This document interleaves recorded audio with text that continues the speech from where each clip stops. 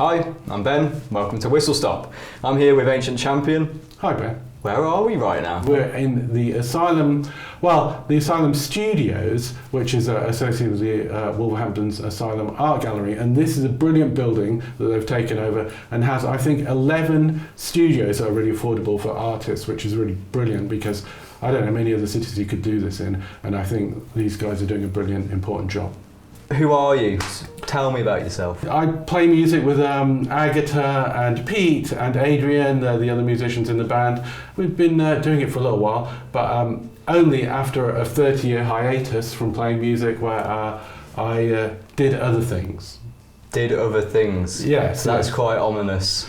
I was living in Los Angeles on Sunset Boulevard, and I was drifting along, and I eased into building websites for movie and TV companies. I don't really want to talk about that though, because that makes it sound like I might have a massive reservoir of cash, which enables me to do certain things I do when I don't. In fact, I'm a very impoverished writer and musician. There you go.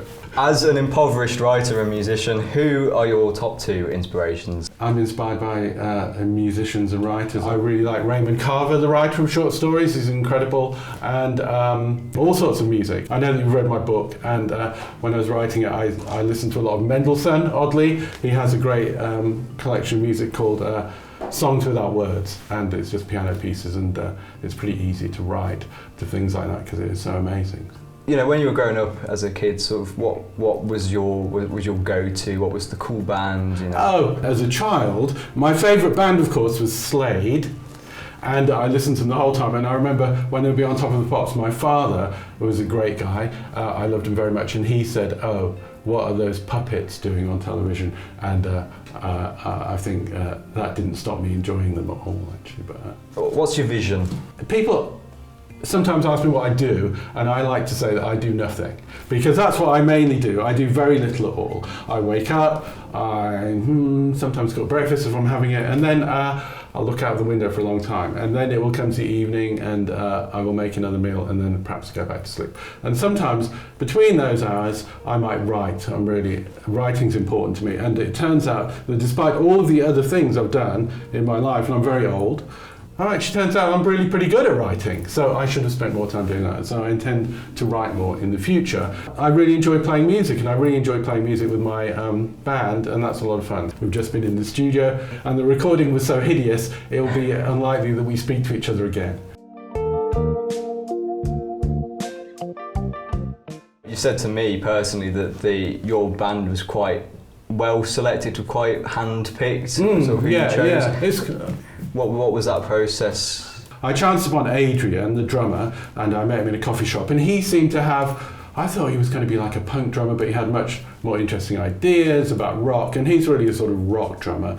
And then I came across Agata, the bass player, and the exciting thing about her was her taste in music. She just has the most massive record collection. She's really into jazz and funk particularly, so you have that mishmash of rock and jazz and funk. And then Pete, he really loves sort of soundtrack and has really eclectic taste in music, and he brings that. They're all far better musicians than me. They're great musicians, and because of that, they're in the business of music, but as you've seen the show, I'm in the business of entertainment.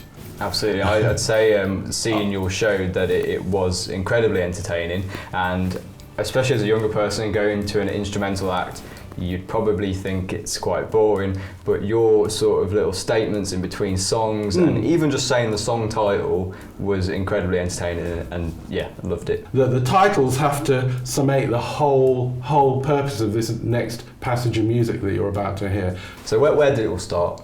Where did it all start? I'm of a certain age where punk rock just came along at the right time.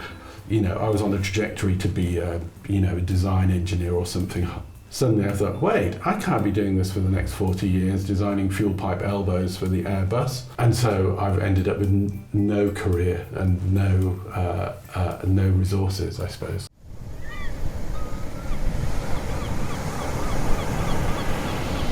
Tell me 3 albums that you take with you if you, by some reason, got trapped on a desert island. One of the things that I ask people when I meet them is, what do you think is the best debut album that anyone's ever made? And I think that my answer to that would be The Miseducation of Lauryn Hill. I just love that record. Even 25 years later, I can put it on and sit in my house and sometimes cry. It's so beautiful. I would probably take Mendelssohn, his Songs Without Words, the version that I have in my house, because I really love it, and I think I'd be great. I'd probably be really creative in this space that I'm stuck in, that I can't escape from.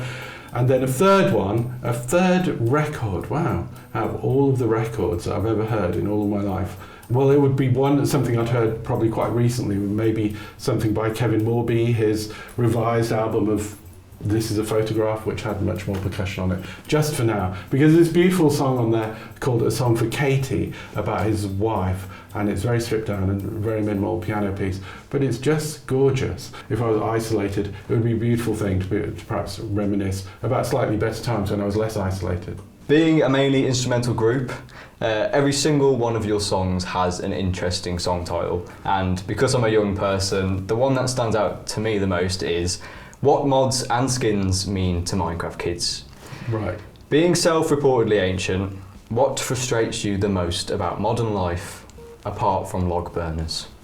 Oh, log burners are actually, that's an interesting thing to point out, because we actually do have a log burner in our house that I never wanted, and my wife wanted it, and I was totally opposed to it on ecological, environmental reasons.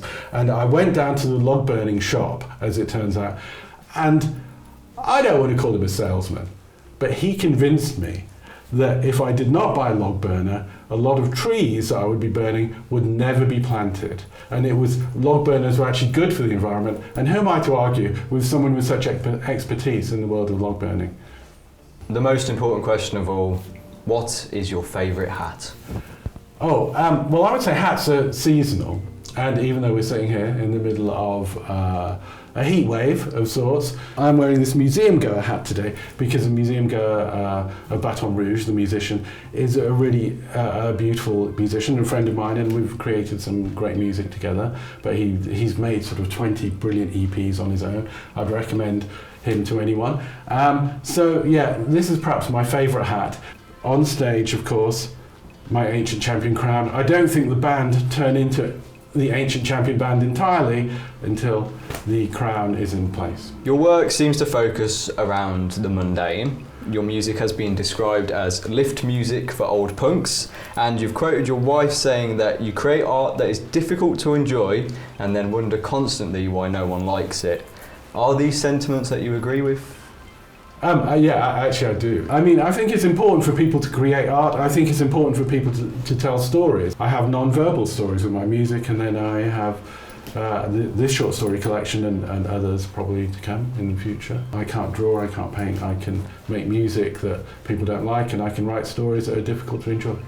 I'm going to keep doing it. So, Ancient Champion, you're playing Lakeside live at the Walsall Arboretum on the 6th of August. Yeah.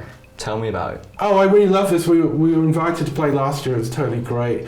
There's a beautiful setting in this wonderful park in Walsall, and it's free. They'll have a variety of bands. It'll be a really great and entertaining day.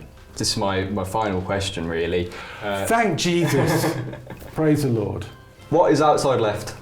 Oh, Outside Left. Okay, Outside Left. It's an online arts, music and culture magazine, and I created it in California in 2004, and it was created an idea where people felt that they could write or had a few sentences to string together could come and be part of a like-minded community, rather than just being sort of an isolated blogger or some sort of loser like that. I'm really opposed to blogs. It's been running now for 19 years, and we have great features. We have a sort of rotating cast of great writers. We had Iggy Pop's biographer wrote for us. Rufus Wainwright's biographer currently writes for us about short film. Stuff like that. We have totally great writers. Of course, we don't take advertising and we don't have any money, so that can be a barrier to entry for some people, but I think that's our culture.